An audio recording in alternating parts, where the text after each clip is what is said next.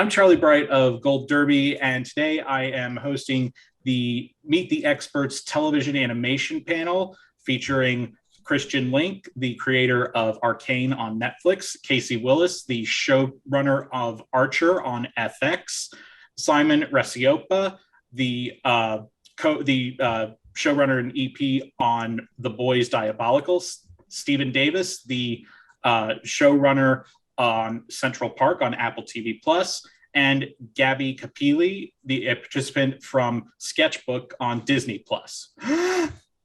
Nice work. I know.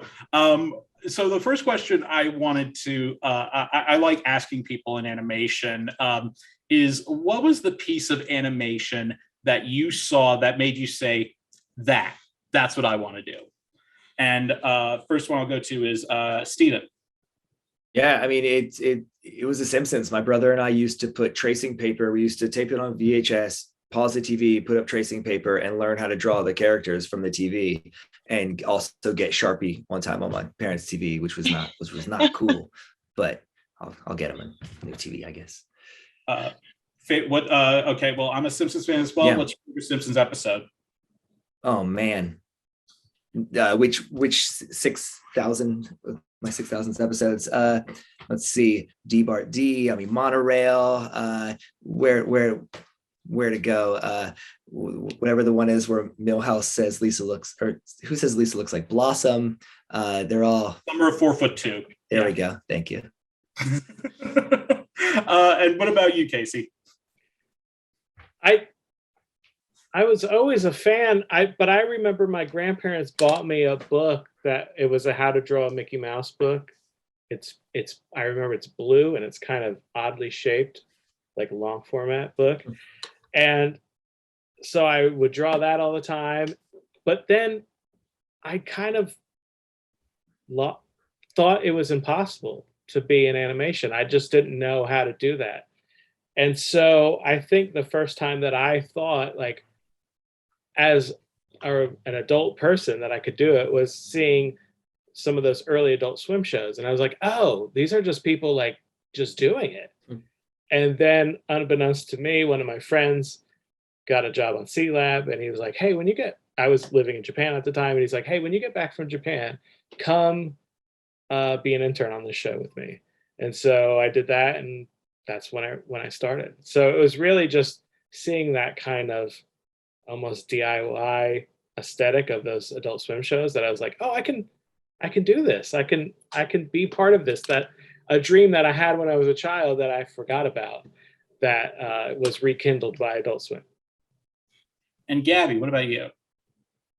I always tell, because I thought for sure it was a scene in Tangled where the horse goes out on a limb and he does the facial acting of a horse, but he's also a policeman. So he's like chasing a criminal. So he's a horse, a cop, afraid of heights, and like a soldier all at the same time. And all of that's in his facial acting. And that was the moment where I was like, oh, somebody on this team is a genius. But thinking about it right now, I just realized, I think I was like 5 years old playing a computer game, like a PC computer game. And in the background of the computer game, there was a TV that you could click and it would run an old Felix the Cat cartoon where a fish, like a little fish came up, and then a bigger fish ate it, and then a bigger fish ate it, and a bigger fish ate it, in that like old 1920s style, silly rubber hose cartoon thing. And I remember I would just click the TV again and again and just watch these fish eat each other. So I actually think it was that. And Christian, what about you? I would say the love for animation started definitely with just growing up with Disney movies. I mean, if I had to pick some that are my favorites, probably, Aladdin, Peter Pan. I mean, I think those shows were amazing. But I think consciously kind of thinking about it as something to express yourself, and must have been when my sister was actually part of a cosplay group for Sailor Moon when I grew up. Must have been like 10 or so, and cosplay wasn't really a thing then yet back then in Germany. But it, what they kind of did with creating a whole culture around their love, for the show, just really changed my perspective, on like what a show can mean and like the culture that's around it, the conventions and like these communities you have there. And so I think that always just made me go much deeper and really, I don't know, there was like this whole community aspect, I think also, especially about animation, that is really wonderful, that really inspired me. And Simon. It was mostly, believe it or not, the MTV Liquid television era. Stuff like Aeon Flux, The Max, The Head, and more from a storytelling perspective, because nobody else was making TV like that at the time. Like even there's some weird sci-fi. Like Doctor Who was always a little weird. There's some other odd sci-fi, but that stuff was like crazy, subversive, bizarre. Felt like it was just jumping out of comic books to the screen. Like any other live action stuff at the time was boring, I think, compared to what those guys were doing back then. So that's what attracted me to it, just really from a writing, storytelling perspective, was like, what do these guys get to do this? They're telling these kinds of stories, like nobody else is doing that. So it seemed that if you wanted to tell those kind of stories, that was the medium you had to go into. Certainly then. Streamers, I think, have changed that a little bit now, but back then it was like, that was the coolest, weirdest stuff that was on TV, back then. So the next thing I want to ask is, there's a lot of, I'm guessing that there are a lot of people that have their own preconceived notions about what it means to work in animation and what it entails. And the thing I'm curious about is, what do you think is the biggest misconception that people might have about animation? And Gabby, I want to go to you first. Oh, immediately it jumped to my head that people think I animate. I'm a storyboard artist, so I'm not the animator. I'm not the person who makes things appear the way that you see them on screen. I'm the person who plans it. But I think a lot of people don't know that that's a job. I didn't know that was a job until it became my job. So I think that's the biggest one for me. Not everybody is an animator. And Casey? It's different now because of the pandemic and working from home. But when we were all in the studio, I think when we would give tours to people that would be coming in town, the biggest thing was, I think everybody has this misconception that it's just wild and crazy at the animation studio. And, we're all just like, just going nuts all day long. And then they come in there and everybody's got headphones on, everybody's over a Cintiq, and it's so quiet. And they're like, it's like a church in here. Like they didn't expect that. But, these people are professionals, and they're just concentrating on what they're doing and working hard. And I think that's the biggest misconception is, we do have fun. We like to, play around and goof off and joke around. But when it comes to doing their work, everybody's heads down and they're trying to get this stuff done. And I think that's the biggest misconception. And everybody wants to listen to their own tunes or podcasts or whatever. So yeah, I think that's the biggest misconception. And Christian? I think I'll have to play off of what Casey said. I think probably most people still just have this idea that, from the what they've seen from, the behind the scenes stuff from Disney is like, it's just people drawing panels all day, every day. But there's so many kind of invisible wizards in a production like this. I think in particular storyboarders, even just, a lot of the simulation teams that we have, cloth sim, hair sim, all that kind of stuff. It's just like, it's such a delicate craft and the thoughtfulness, also in what you see, especially in the boards. And it always kind of pains me to realize that the drawings that sometimes are so amazing, so inspiring, no one will ever see them, and I think it just always breaks my heart. But I think I guess, it really is, there's so many more people involved in the process that people, don't even realize are important steps of the whole pipeline. And Simon? I think probably the biggest misconception, I think maybe this is starting to fall, is that animation is a genre and not a format. To me, it's a format. Before, I think for a long time, it was a genre, and the genre was kids' movies. And that was what animation, kids' movies, kids' cartoons, that was what animation was. And I think nowadays you can find so many different types of stories, so many different types of audiences that animation is made for, that to me, it's a format. So you have a story you want to tell. Is animation the right format for that story? It could be a could be like a hard-boiled detective story set in the 40s. It could be a kid's show. It could be anybody's show here, like an animated, comedy half hour, or it could be an hour-long dramatic series. If it fits the animation format, then you should make it animated. Otherwise, maybe you should make it into something else.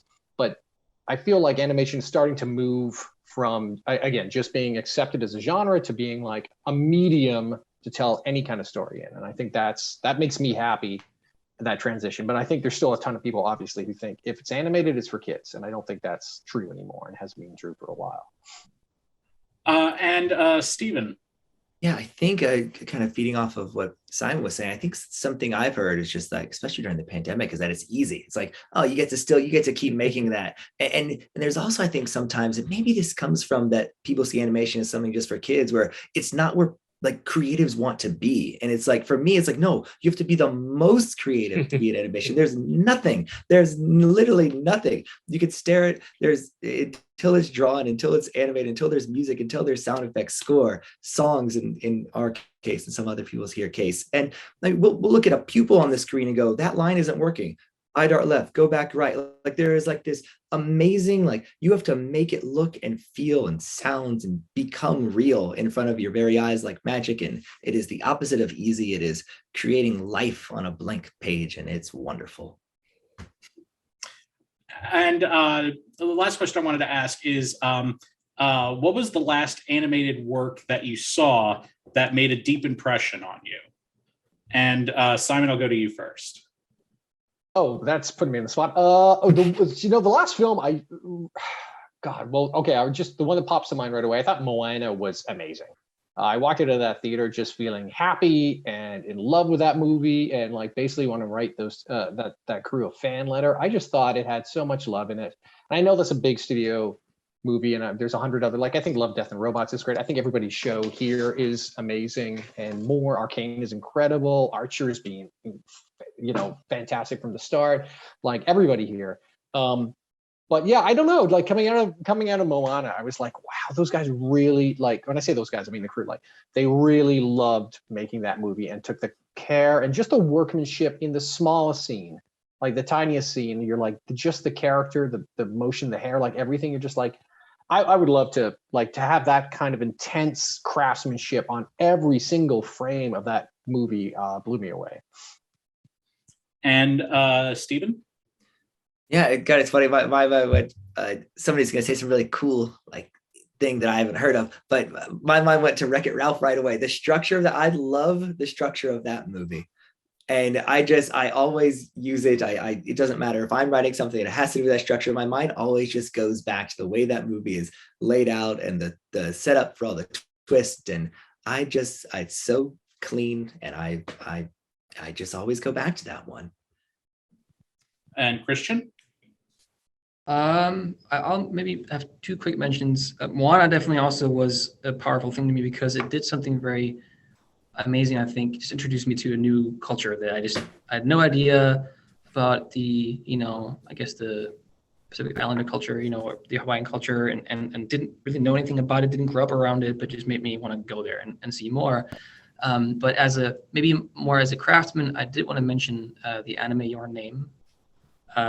I think there's just something about just story structure where, like even when I'm like around all the people that I talk to, about story, I watch Your Name and I just realized like, man, we are still living in these walls, of structure that I think especially in Asia, there's just so fearless when it comes to structure of story, when it comes to just creativity of story, like it doesn't always have to be, the hero's journey, pattern.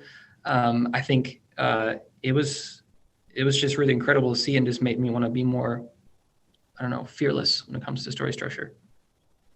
And Gabby? I was gonna say something else.